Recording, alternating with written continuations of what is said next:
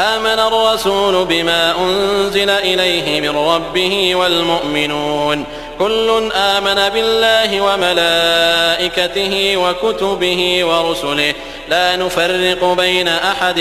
من رسله وقالوا سمعنا وأطعنا غفرانك ربنا وإليك المصير. لا يكلف الله نفسا إلا وسعها لها ما كسبت وعليها ما اكتسبت ربنا لا تؤاخذنا إن نسينا أو أخطأنا ربنا ولا تحمل علينا إصرا كما حملته على الذين من قبلنا ربنا ولا تحملنا ما لا طاقة لنا به واعف عنا واغفر لنا وارحمنا أنت مولانا فانصرنا على القوم الكافرين.